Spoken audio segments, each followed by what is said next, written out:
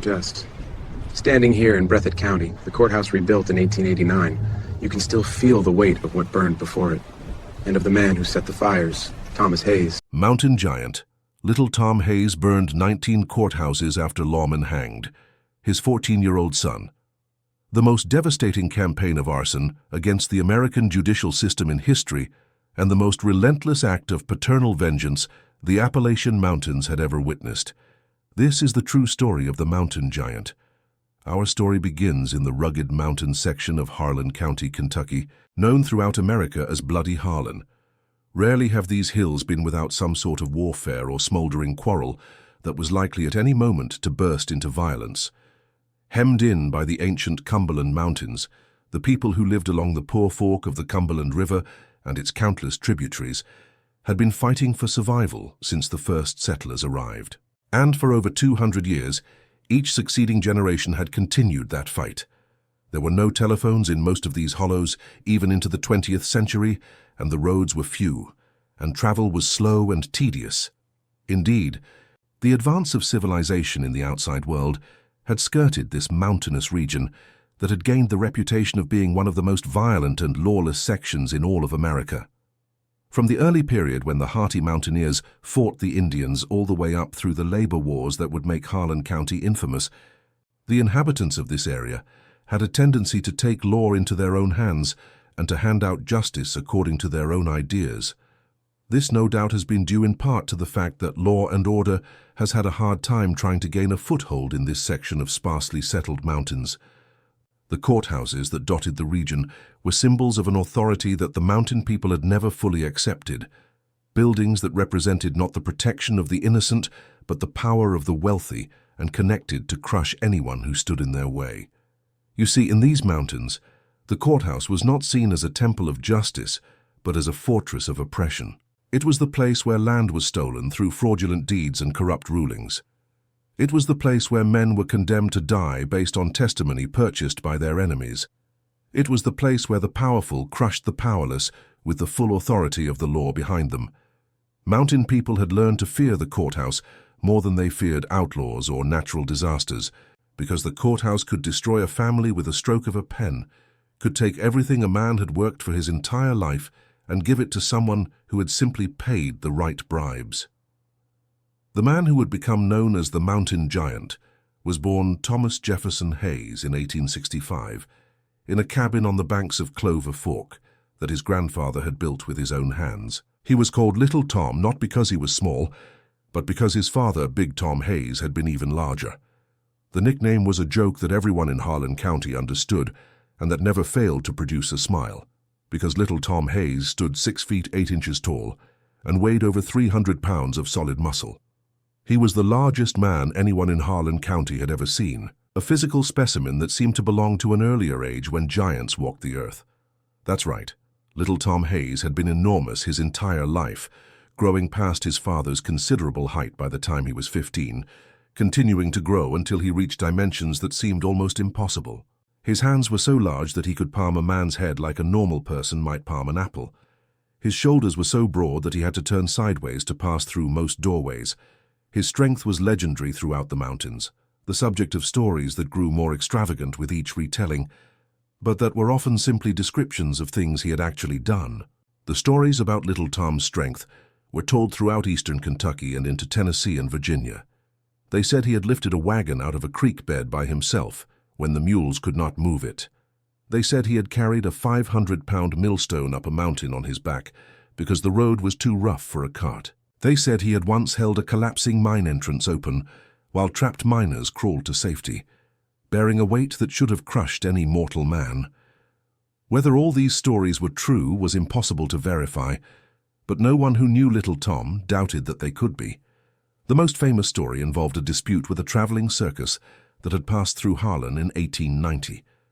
The circus featured a strongman who challenged any local man to a test of strength, offering $50 to anyone who could best him. Tom had accepted the challenge almost as a joke, had walked into the ring still wearing his work clothes, and had proceeded to defeat the professional strongman in every contest so decisively that the crowd had fallen silent in disbelief. The circus left town that night without paying the $50, But the story of Tom's victory spread throughout the mountains and added another layer to his legend. His appetite was as legendary as his strength, a necessity for maintaining such an enormous frame. He could eat an entire ham at a sitting, could consume a dozen eggs for breakfast without feeling full, could drink a gallon of milk the way other men drank a glass. Feeding Tom Hayes was a significant expense, and he had learned early to earn his keep by working harder than any two ordinary men combined. His mother had often joked that feeding Tom was like feeding a small army, and that joke had followed him throughout his life. His size made him valuable for labor that no ordinary man could perform, and he had spent his youth hiring out to farmers and miners and anyone else who needed work done that required extraordinary strength.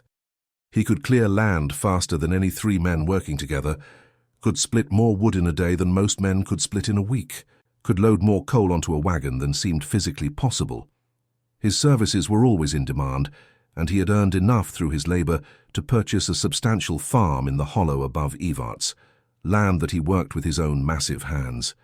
But little Tom's size also made him gentle in ways that surprised those who expected a giant to be brutal. He had learned early that his strength could easily hurt people if he was not careful, and he had developed a softness of touch and a carefulness of movement that seemed almost comical in a man so large. He handled delicate objects with exaggerated caution, moved through crowds with an awareness of his bulk that prevented accidental collisions, and treated children and animals with a tenderness that melted hearts throughout the county.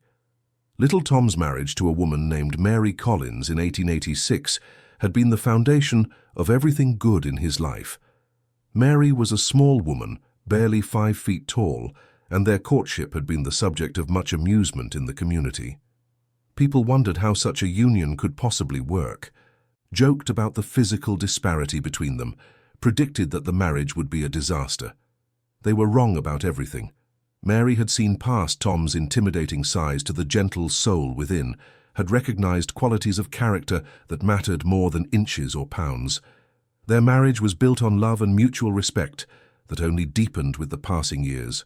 The children came steadily through the late 1880s and 1890s, 5 of them in all, 3 daughters and 2 sons. The children inherited various combinations of their parents' characteristics, some tall and some short, but none approached their father's extraordinary dimensions. The son who came closest was named William, called Billy by everyone who knew him. Born in 1893 as the youngest of the Hayes children, Billy was tall for his age, already approaching 6 feet at 14, with the promise of eventually matching his father's height, if not his bulk. By 1907, Billy Hayes was 14 years old and the apple of his father's eye. The boy had inherited not just his father's height, but his gentleness, his quick mind, and his willingness to help anyone who needed assistance. He worked alongside his father on the farm, learning the skills he would need to eventually take over the family's operation. He attended the small school in Evarts when he could, showing an aptitude for learning that his parents encouraged, despite the practical demands of farm life. He was, in every way that mattered, exactly the son that Tom and Mary had hoped for. The Hayes family, like most families in Harlan County, had connections to the moonshine trade that had sustained mountain communities for generations. Tom did not operate a still himself, but he occasionally helped transport whiskey for neighbors who needed his strength to move heavy barrels, and he had let his property be used as a storage point for liquor, waiting to be moved to buyers in the lowlands. It was simply part of mountain life, a way of helping neighbors and earning a little extra money, and the Hayes family saw nothing seriously wrong with it. Now, to understand what happened in the fall of 1907, you need to understand the political situation in Harlan County at that time. That's right.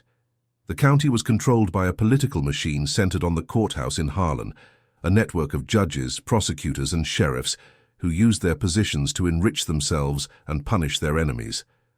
At the head of this machine was a man named Judge Wilton Crawford, who had dominated county politics for over 2 decades and who viewed any challenge to his authority as a personal affront that demanded severe response.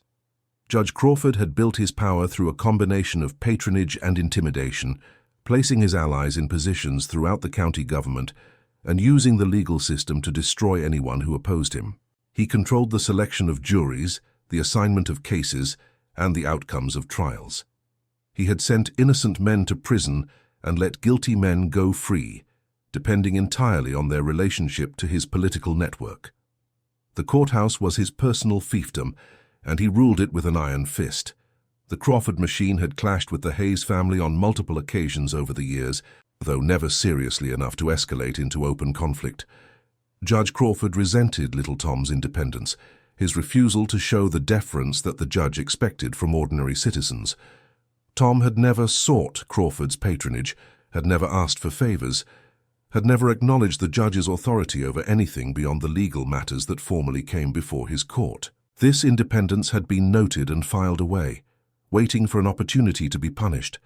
And that's when that opportunity arrived, because a rival of Judge Crawford accused little Tom Hayes of being the leader of a moonshine conspiracy that had been evading revenue enforcement for years. You see, the accusation was a political maneuver designed to accomplish multiple goals at once. The man who made it was seeking Crawford's favor and saw in Tom Hayes a target that would please the judge. The charges were based on Tom's occasional assistance to moonshiners and his allowing his property to be used for storage, exaggerated into a claim that he was the mastermind of a vast criminal enterprise. The evidence was thin to non-existent, but evidence had never mattered much in Crawford's courthouse. The real target of the prosecution, however, was not Tom himself, but his son Billy. Judge Crawford understood that the best way to hurt a man like Tom Hayes was through his family, and he had devised a plan that would break the giant in ways that physical force never could. Billy would be arrested as a co-conspirator in his father's supposed crimes, would be tried in Crawford's court, and would be convicted regardless of the evidence. The boy would serve as a hostage to ensure Tom's future cooperation, or as a victim to punish Tom's continued defiance. The arrest came on a cold October morning, when deputies arrived at the Hayes farm before dawn and demanded that both Tom and Billy surrender themselves. Tom came to the door to find rifles pointed at his home, to hear accusations that he and his son had committed crimes against the federal government, to watch as his 14-year-old boy was dragged from his bed and bound in chains. Tom could have resisted, could have used his enormous strength to fight the deputies, could have scattered them like leaves in a wind. But he knew that resistance would only make things worse for Billy, so he allowed himself to be chained as well, trusting that the legal system would eventually recognize the injustice being done. The trial that followed was a mockery of justice that lasted less than 3 days. The courtroom was packed every day, spectators filling every seat and lining the walls, drawn by the spectacle of the giant Tom Hayes in chains and the boy Billy facing charges that everyone knew were fabricated. Some had come to support the Hayes family, neighbors and friends who understood that justice was not being served. Others had come simply to witness the drama, understanding that whatever happened in this courtroom would be talked about for generations. Tom sat in the defendant's section, his massive frame dwarfing the chair and table that had been designed for normal-sized men. The chains that bound him were the heaviest the sheriff's office possessed, and even they seemed inadequate for restraining someone of his strength. Deputies stood behind him with rifles ready, convinced that at any moment the giant might break free and tear the courtroom apart. Tom gave them no cause for alarm, sitting quietly throughout the proceedings, his eyes fixed on Billy, trying to communicate through his gaze the love and support that he could not express in words. Billy conducted himself with a courage that made his father proud, answering questions clearly and calmly, despite the obvious hostility of the prosecutor. He denied every accusation, explained his whereabouts on the dates when the alleged crimes had occurred, challenged the testimony of witnesses who claimed to have seen him doing things he had never done. His intelligence was evident in every response, his innocence obvious to anyone who was not already determined to find him guilty. The prosecution presented witnesses who claimed to have seen Tom and Billy operating stills, transporting whiskey, and organizing the moonshine trade throughout the county. The witnesses were men who owed debts to Judge Crawford, men who had been promised favors or threatened with prosecution themselves if they did not cooperate. Their testimony was contradictory and obviously fabricated, but the jury was composed entirely of Crawford supporters who had been selected specifically because they could be counted on to deliver the verdict the judge wanted. Tom was convicted of conspiracy and sentenced to 10 years in federal prison. That sentence was harsh but survivable, and Tom had prepared himself to endure it. What he had not prepared for What no one had expected was the sentence that Judge Crawford pronounced for Billy. The boy was convicted as an adult conspirator and sentenced to death by hanging, the sentence to be carried out within 30 days. The courtroom erupted at the announcement. Even some of Crawford's supporters were stunned by the severity of the sentence. Billy was 14 years old, a child by any reasonable standard, and his alleged involvement in the moonshine conspiracy was minimal at best. The sentence was not justice by any definition of the word.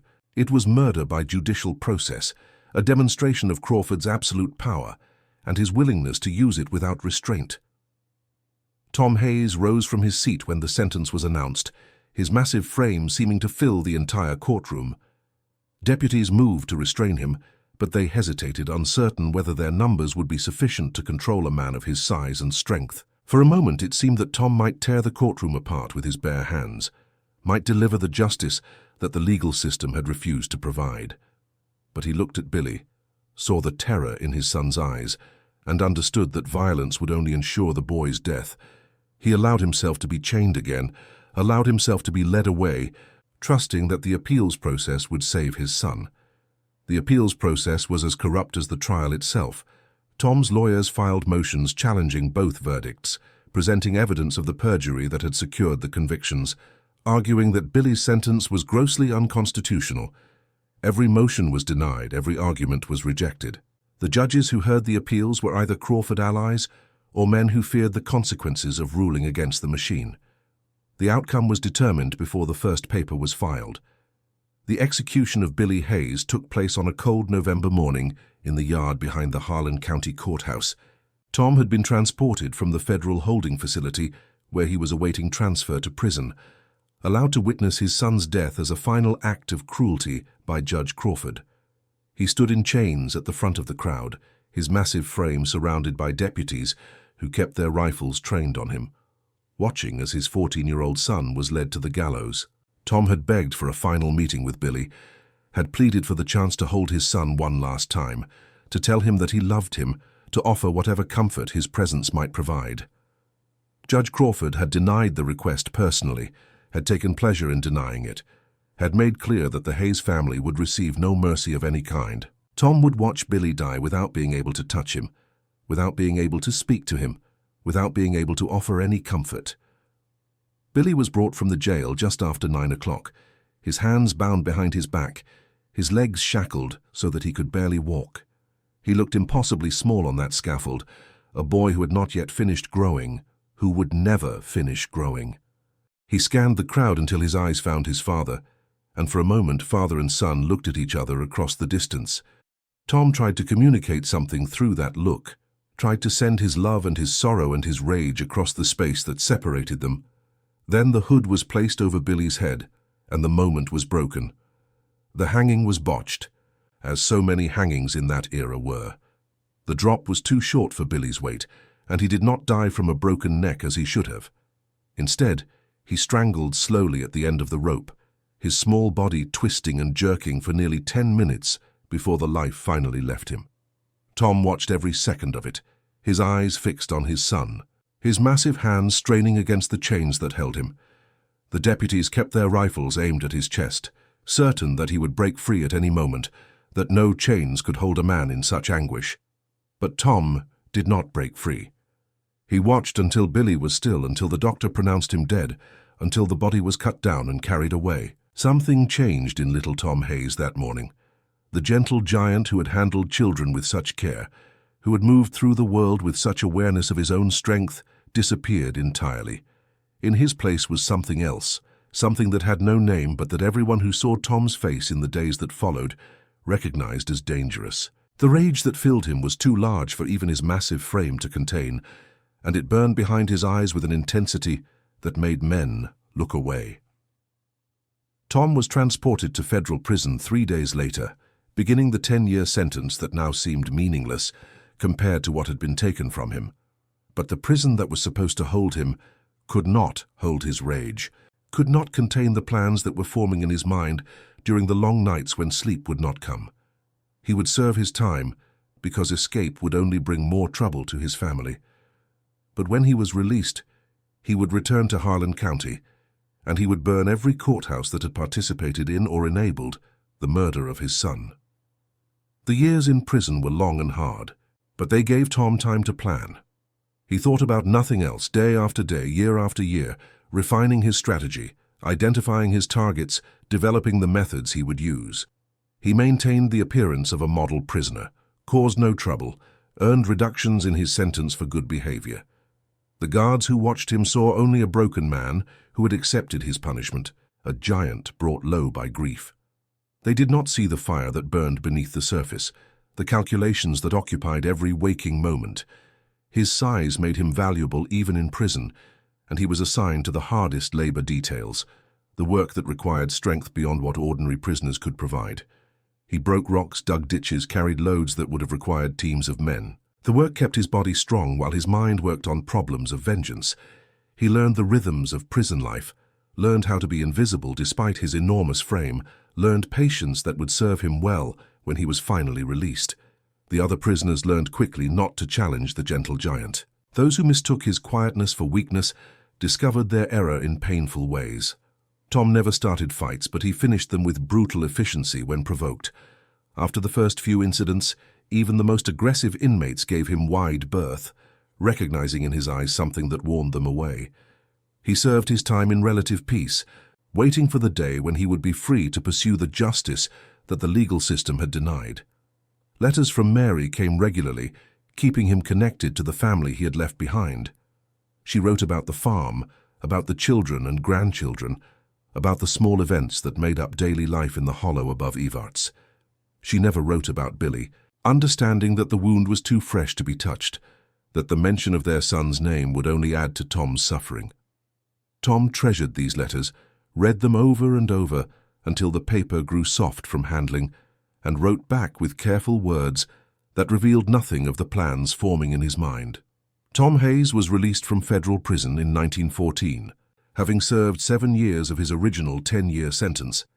He returned to Harlan County to find that Mary had kept the farm running in his absence, that his surviving children had grown into adults with families of their own, that Billy's grave on the hillside above the farm had become overgrown with weeds because no one could bear to tend it. He spent his first day of freedom at that grave, clearing the weeds, setting the stone straight, telling his son that the time for vengeance had finally come. You see, little Tom Hayes didn't act impulsively despite his overwhelming rage. That's right. He understood that emotion-driven action would only get him caught before he could accomplish his purpose.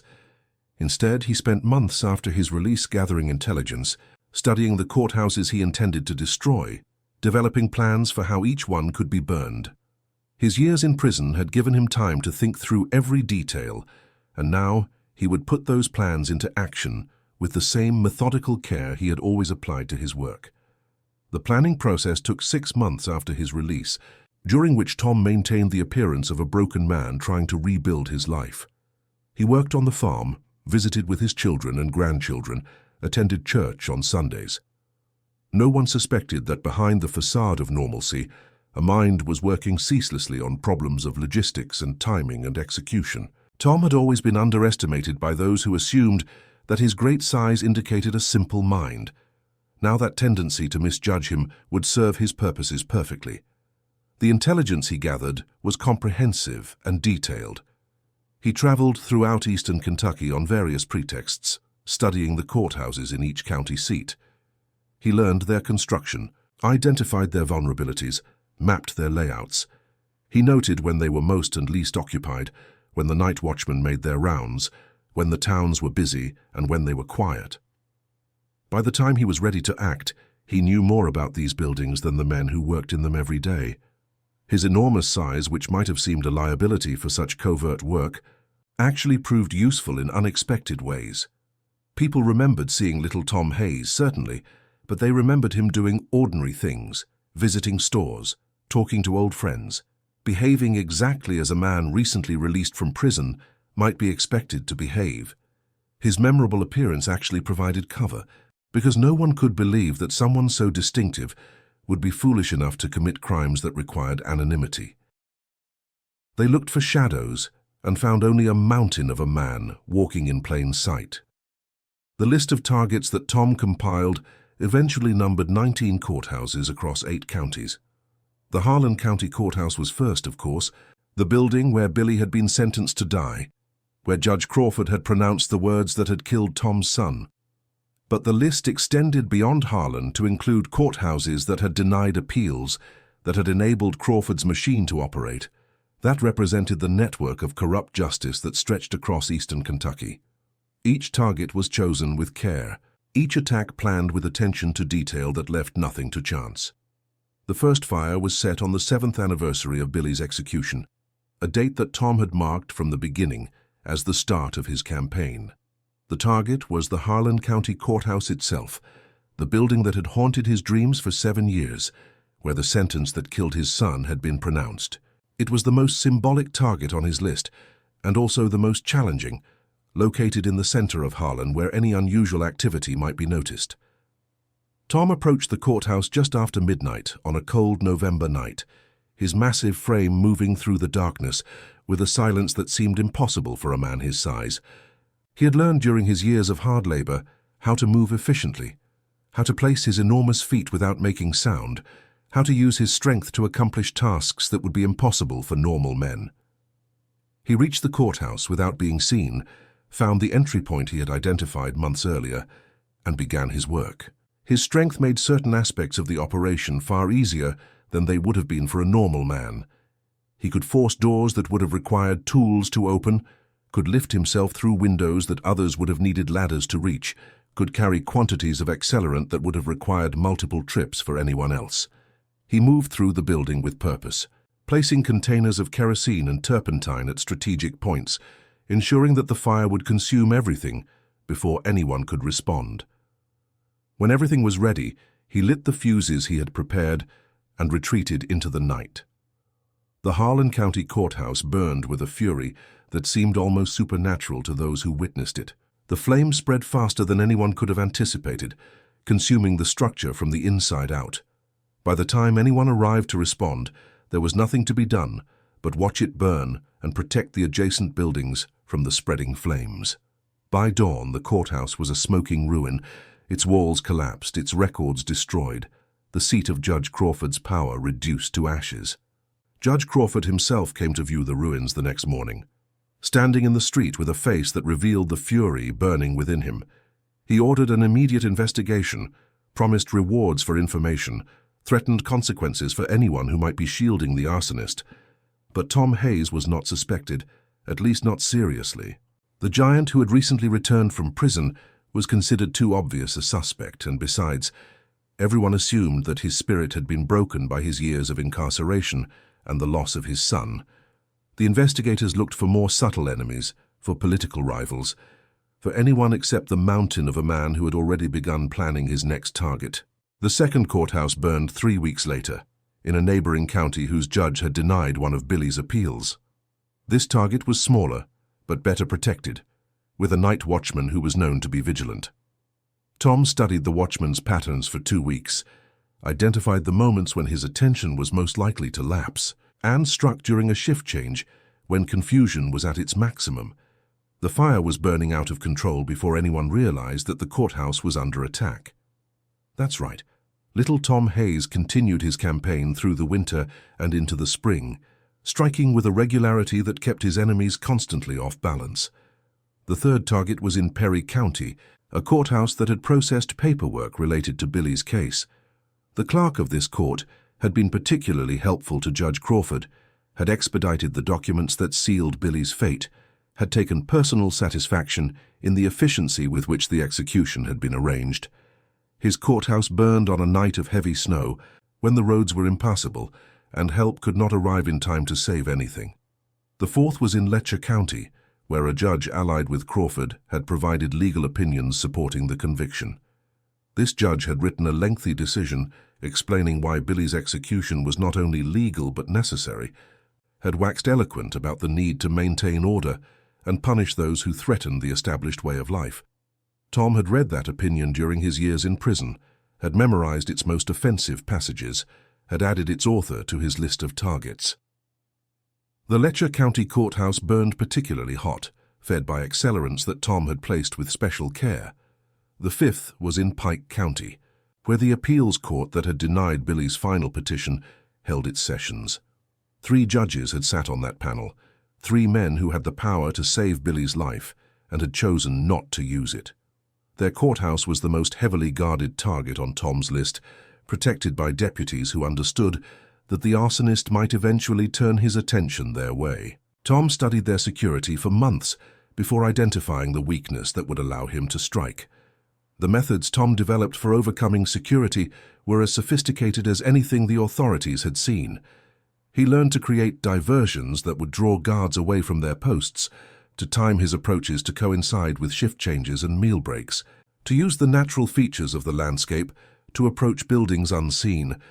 His enormous strength allowed him to accomplish tasks that would have been impossible for normal men, breaking through barriers, carrying heavy loads of accelerant, forcing entry through points that seemed secure. Each fire was set using methods that Tom refined through experience. He learned which accelerants worked best in different types of buildings, how to position them for maximum effect, how to calculate the time his fuses would need to allow safe escape. His enormous strength allowed him to carry more materials and work faster than any normal arsonist could have managed. His detailed planning ensured that each fire was more devastating than the last.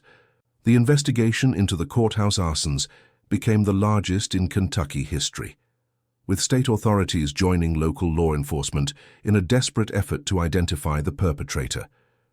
The scope of the investigation reflected the seriousness with which the state government viewed the systematic destruction of its judicial infrastructure. Courthouses were not merely buildings, but symbols of governmental authority, and their burning represented a challenge to the legitimacy of the entire legal system. Hundreds of people were questioned, dozens were placed under surveillance, rewards were offered that grew larger with each new fire. The investigation developed theories and then abandoned them as evidence failed to materialize. They looked for connections between the fires, patterns that might reveal the arsonist's identity or predict his next target.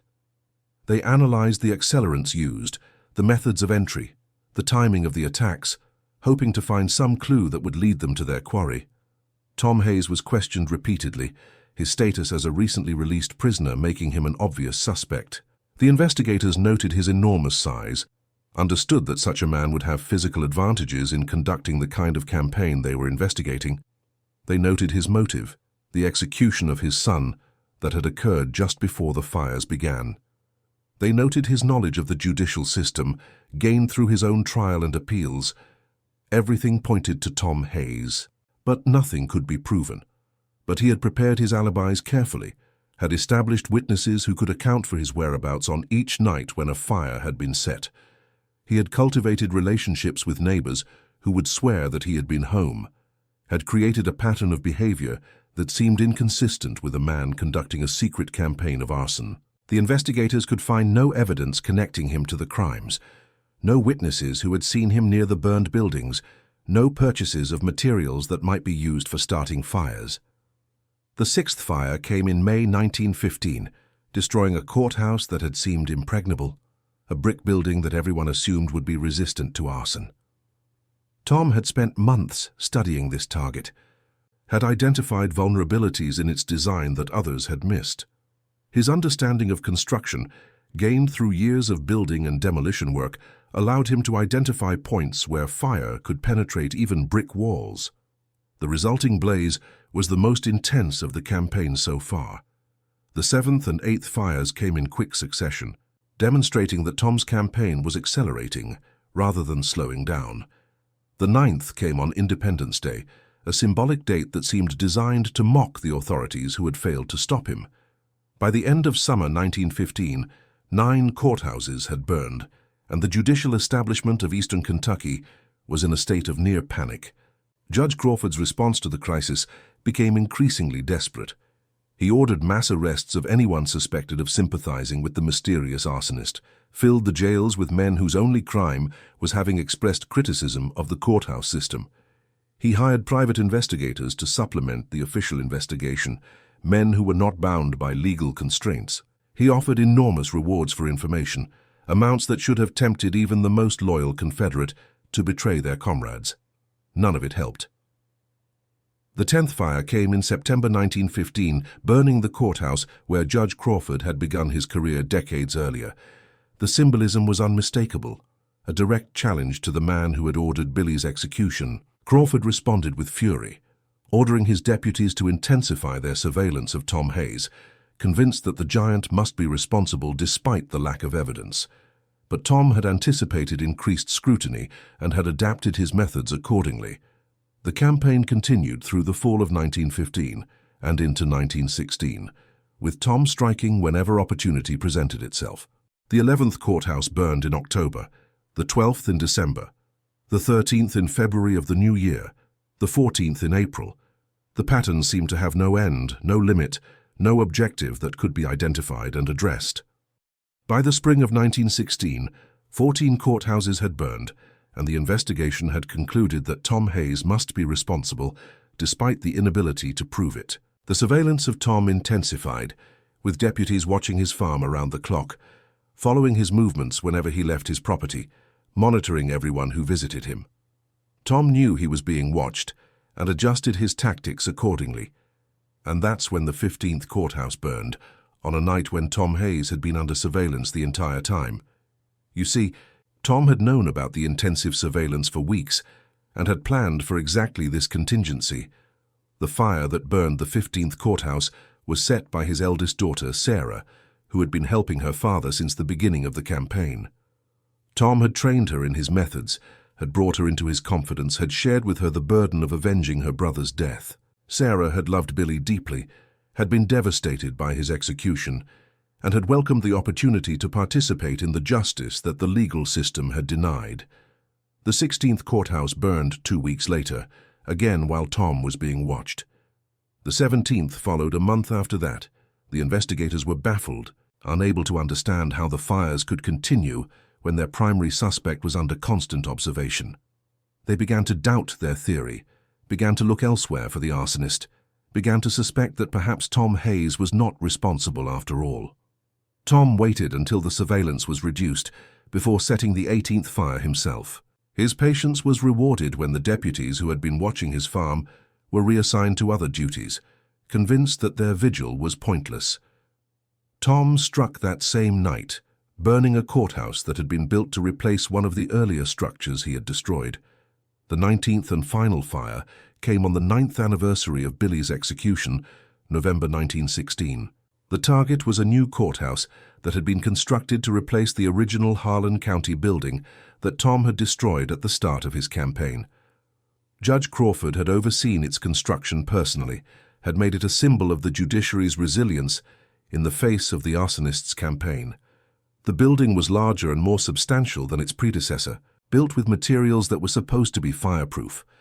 Tom saw its destruction as the completion of his work, the final statement in a message that had been written in fire across 8 counties and 2 years.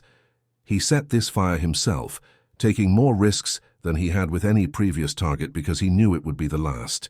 His enormous strength allowed him to carry enough accelerant to overcome the building's fire-resistant construction, to create an inferno so intense that nothing could survive it. The courthouse burned for hours, its walls cracking and collapsing, its pretensions to permanence exposed as hollow. And then, as suddenly as it had begun, the campaign ended. Tom Hayes never set another fire after that November night in 1916. He had accomplished what he set out to do, had destroyed every courthouse on his list, had sent a message that could not be ignored or forgotten. 19 courthouses reduced to ashes, 19 monuments to corrupt justice destroyed, 19 statements that the life of Billy Hayes had mattered and that his death had not been forgotten. The investigation continued for years after the last fire, but it never produced an arrest. Tom Hayes remained the primary suspect, but no evidence could be found to support a prosecution. He had been too careful, had covered his tracks too completely, had maintained his alibis too perfectly. The secret of his responsibility was known only to himself and his daughter Sarah, and neither of them ever spoke of it to anyone outside the family. Judge Crawford died in 1918, 2 years after the last courthouse burned, his health broken by the stress of the investigation and the humiliation of seeing his legacy destroyed. He never publicly acknowledged the connection between Billy Hayes's execution and the courthouse fires, never admitted that he might have brought the destruction upon himself.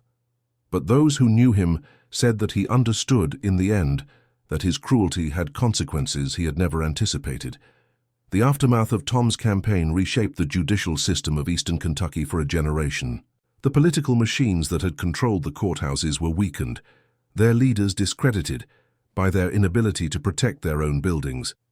The burning of 19 courthouses had exposed the vulnerability of institutions that had seemed permanent and unassailable, had demonstrated that even the most powerful structures could be reduced to ashes by a determined adversary. Reforms were implemented that reduced the power of individual judges, that provided oversight mechanisms that had not existed before. The state government established new procedures for appointing judges and reviewing their decisions, reducing the autonomy that had allowed men like Judge Crawford to operate as petty tyrants. Ethics rules were strengthened, complaint mechanisms were established, and the culture of the judiciary began a slow transformation that would take decades to complete. The physical rebuilding of the destroyed courthouses took years and consumed enormous resources. Some communities chose to rebuild on the same sites, determined to demonstrate that the arsonist had not won. Others took the opportunity to construct new facilities in different locations, seeking to distance themselves from the associations that clung to the original buildings. The architecture of justice in Eastern Kentucky was permanently altered, a visible reminder of the campaign that had swept through the region. Judge Crawford himself died in 1918, 2 years after the last courthouse burned, his health broken by the stress of the investigation and the humiliation of seeing his legacy destroyed. He never publicly acknowledged the connection between Billy Hayes's execution and the courthouse fires, never admitted that he might have brought the destruction upon himself, but those who knew him said that he understood in the end that his cruelty had consequences he had never anticipated. The era of unchecked judicial tyranny was ending, and Tom Hayes's campaign had helped to bring that ending about.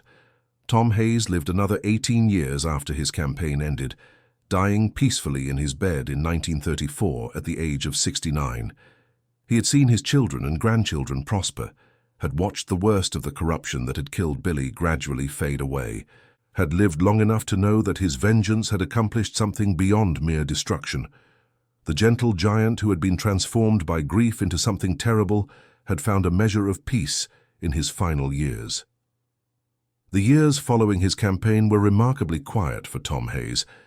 The authorities who might have prosecuted him chose not to pursue leads that pointed in his direction, perhaps understanding that arresting the mountain giant would create more problems than it would solve. The judicial establishment had been reformed, its most corrupt members removed, its methods constrained by new oversight mechanisms. There was little appetite for reopening old wounds by prosecuting a man whose campaign had helped bring about those reforms. Tom returned to his farm and his family, picking up the threads of a life that had been interrupted by Billy's death and his own imprisonment. His strength remained formidable even as he aged, allowing him to work the land long after most men would have retired to their rocking chairs. His grandchildren grew up knowing him as a gentle old man who gave them rides on his enormous shoulders and told them stories about the old days. They did not know, could not be allowed to know, the full truth about what their grandfather had done. His relationship with Mary deepened in those final years, the bond between them strengthened by the shared secret of the courthouse campaign. She had known what he was doing, had understood from the moment he returned from prison what he intended. She had supported him without ever speaking of it directly, had maintained the farm and the family while he conducted his war, had loved him through everything with a constancy that never wavered. Their partnership, which had always been extraordinary, became something that transcended ordinary understanding. The evening visits to Billy's grave continued throughout Tom's remaining years. Every day, as the sun began to set, he would walk up the hillside to the small cemetery behind the church and stand at the grave of his son. Neighbors who passed the cemetery would see his enormous figure silhouetted against the darkening sky, would marvel that such a large man could seem so small in his grief. Some thought it strange that his visits continued so long after Billy's death. Others understood that some losses never heal, that some wounds remain open forever. Mary Hayes died in 1930, 4 years before her husband, worn out by the sorrows of a life that had contained more than any woman should have to bear. Tom was with her at the end, holding her small hand in his enormous one, listening as she spoke Billy's name for the last time. She had known what Tom had done, had understood without ever being told directly, and she had supported him in the only way she could, by keeping his secret and maintaining their home, while he conducted his war against the Courthouses. The grave of Billy Hayes became something of a pilgrimage site in the years following Tom's campaign, visited by people who wanted to pay their respects to the boy whose death had sparked such extraordinary events. Visitors came from throughout the region, strangers who had heard the story and wanted to see the place where it had begun, to stand where Tom had stood and feel what he must have felt. The stone that marked his resting place bore only his name and dates, but everyone who visited knew the larger story. Billy had been 14 years old when he died, hanged for a crime he did not commit, murdered by a corrupt judicial system that valued political power over the lives of children. His father had answered that murder with fire that burned across 8 counties in 2 years. Tom's own grave lies beside his son's, on the hillside above the Poor Fork, where generations of Hayes family members rest. His headstone bears no mention of the deeds that made him legendary, identifies him only as a beloved husband and father. But those who know the story make a point of visiting both graves together, the giant father and the son he avenged, understanding that their fates were intertwined in ways that death could not sever. The story of the mountain giant passed into legend almost immediately, becoming one of those tales that mountain people told around fires and passed down through generations. Songs were written about him, ballads that celebrated his determination and mourned the death of his son. Some portrayed him as a hero who had struck a blow against a corrupt system. Others painted him as a dangerous criminal who had taken the law into his own hands. The truth, as always, was more complicated than any simple narrative could capture. The songs that emerged from the Tom Hayes story varied widely in their approach and message. Some were straightforward ballads that recounted the events in chronological order, beginning with Billy's arrest and ending with the final fire. Others focused on particular moments, dramatizing the execution or Tom's years of patient planning in prison. The most famous of these songs, known as The Mountain Giant's Revenge, was composed in 1920 by a musician who had known the Hayes family personally. His song has been sung in these mountains for over a century. One popular ballad described the image of Tom watching his son hang, the giant in chains surrounded by armed men, helpless to save the boy he loved. The song captured the transformation that occurred in that moment, the death of the gentleman, and the birth of something else entirely. Singers added verses of their own over the years, expanding the narrative and embellishing the details, but the core image remained unchanged. The giant father, the dying son, and the fire that would follow. Another song told the story from the perspective of the investigators, describing their frustration as courthouse after courthouse burned despite their best efforts. This song portrayed the mountain giant as almost supernatural, a force of nature that could not be stopped by ordinary means. It captured the fear that had gripped the judicial establishment during the years of Tom's campaign, the sense that they were facing something beyond their ability to comprehend or control. Historians who have studied the Tom Hayes case have reached varying conclusions about its significance and its meaning. Some have analyzed it as an example of resistance to corrupt authority, part of a long tradition of mountain people refusing to accept the legitimacy of systems that had been captured by political machines. Others have focused on the personal dimensions of the story, seeing in Tom's campaign a father's grief transformed into something that transcended individual loss. Still others have examined the political consequences, arguing that Tom's campaign contributed directly to the judicial reforms that eventually dismantled the courthouse machines of eastern Kentucky. You see, what Tom Hayes did cannot be justified by any conventional legal framework. He destroyed government property on a massive scale, caused enormous damage, and disrupted the administration of justice across 8 counties. The fact that he targeted buildings rather than people does not eliminate the seriousness of his crimes or the potential for harm that his actions created. Any society that hopes to maintain order must condemn arson, regardless of the grievances that motivate it, and yet his story cannot be simply condemned reduced to a tale of criminality that teaches only the obvious lesson that arson is wrong. He was a father whose 14-year-old son had been judicially murdered by men who faced no accountability through official channels. The courts that should have protected Billy had instead killed him. The appeals that should have saved him had instead confirmed his sentence. There was no legitimate avenue for redress, no institution that would hold the murderers accountable. What options did Tom have? What would any father do when faced with such impossible loss and such complete absence of legitimate justice? His story challenges us to consider the relationship between law and justice, between what is legal and what is right. The hanging of Billy Hayes was legal, carried out through proper procedures by authorized officials. But it was not just. It was murder, plain and simple, committed by men who used the machinery of law to punish a man for his independence. Tom Hayes created accountability where none existed, demonstrated that power had limits, and forced changes that benefited everyone who lived under the judicial system of Eastern Kentucky. The specific circumstances that produced the Tom Hayes story have changed in the decades since those fires burned. The political machines that once controlled county governments have been weakened by reforms in election law and judicial selection.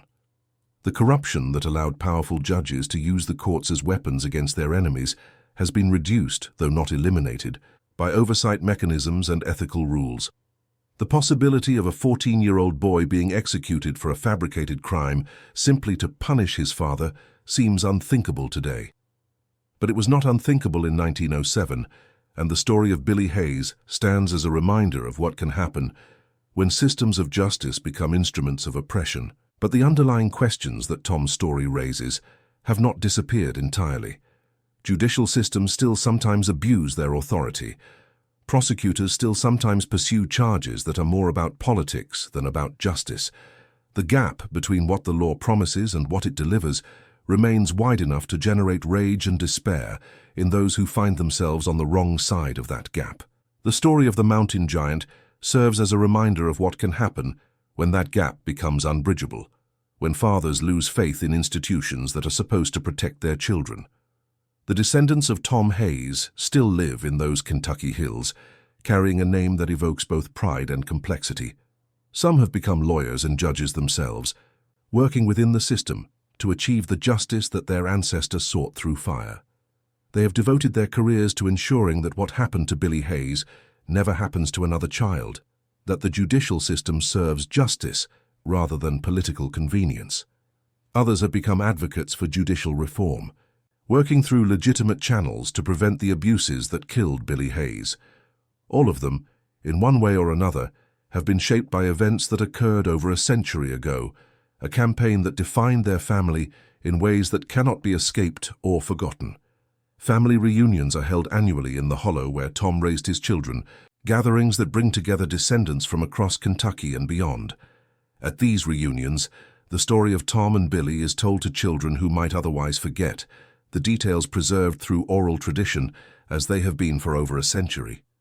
Old photographs are passed around, images that show the extraordinary contrast between the giant father and his normal-sized son, a boy who never had the chance to discover whether he would match his father's remarkable dimensions.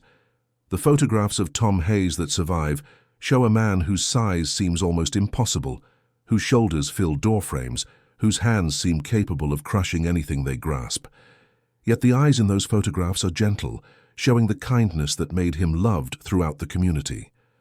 Looking at those images, it is easy to understand how such a man could be called Little Tom by those who knew him, how the joke of his nickname could become an endearment shared by an entire county. The older members of the family can name every courthouse that Tom burned, can describe the methods he used, can recount the investigation and his successful evasion of capture. The story has become sacred text, a founding myth that defines what it means to be a Hayes. They understand that their ancestor did something that the law condemns, something that involved destruction and risk and violence against property, but they also understand why he did it, and that understanding has shaped their relationship with justice and authority in ways that outsiders can only partially comprehend. The site where the original Harlan County Courthouse once stood is marked today by a modern judicial facility that serves the same function, but bears no resemblance to the building that Tom Hayes destroyed on that November night in 1914. Few people who pass through Harlan today know the story of what happened on that site, of the boy who was hanged and the father who answered that injustice with fire. But the story is not forgotten in these mountains, passed down through families and preserved in songs that are still sung at gatherings and festivals. The mountains of Harlan County remain today much as they were in 1907, ancient and patient and indifferent to human drama. The creeks still flow cold and clear through hollows that have sheltered families for generations, their waters carrying the same minerals and the same music they have carried since long before humans came to settle here. The trees still change color each autumn, painting the mountainsides with shades of gold and red that take the breath away. The labor wars that would make Harlan famous came and went, adding new layers of violence and resistance to a history that was already steeped in blood and sorrow. Through it all, the story of the mountain giant endured, a reminder of what had come before and what might come again. Those who live in these hills still tell stories about little Tom Hayes, about the giant who burned the courthouses, about what happens when the law murders children and fathers decide to respond. The stories are told at family gatherings and community events, passed from elders to children, preserved in the collective memory of a people who have always valued their independence and their right to respond to injustice in their own way. Visitors sometimes ask about the mountain giant, having heard the songs or read the histories that mention his name. They are directed to the cemetery on the hillside, to the graves of Tom and Billy and Mary, to the place where the story can be felt as well as heard. The story of the mountain giant endures because it speaks to something fundamental in the human experience. It is the story of paternal love and what that love becomes when it is violated by unspeakable cruelty. It is the story of patience and planning, of rage contained until it could be released in ways that would accomplish something beyond mere destruction. It is the story of power and its illusions, of systems that seem unbreakable until someone finds the courage and the strength to break them. It is finally a story without easy answers, a tale that resists simple judgments and invites reflection on questions that have no comfortable resolution. What about you, my friend? Would you make that journey, to stand where the mountain giant stood, to see the hollow where he lived and the hillside where he and Billy rest together? Would you walk the paths he walked, breathe the same mountain air, feel the same wind that has blown through these hills since before humans came to settle here? The journey is not easy. The roads are narrow and winding, and the hollow where the Hayes homestead stood is difficult to access without a guide who knows the way. But those who make the effort say it is worth it. That standing in that place and knowing that history brings something into focus that cannot be captured in words or photographs. The mountains keep their secrets well, holding the memory of the mountain giant close like they hold the morning mist and the evening shadows and the countless other stories of those who have lived and died among these ancient and eternal peaks. His story will continue to be told as long as people remember what happened in Harlan County in those terrible years. As long as fathers love their sons with a ferocity that defies reason, as long as systems fail and people find their own ways to respond. He is gone now, dust mingling with the earth of the hollow he loved and defended. But what he did and what was done to his family echoes still through time and will continue to echo for generations yet to come. And that, my friend, is the true story of Tom Hayes, little Tom, the mountain giant, who burned 19 courthouses after Lawmen hanged his 14-year-old son Billy for a crime he did not commit, punished for nothing more than his father's refusal to bow before corrupt authority. A story of love and loss, of fire and fury, of justice found where the law could not provide it. The mountains remember, and through them, so do we all.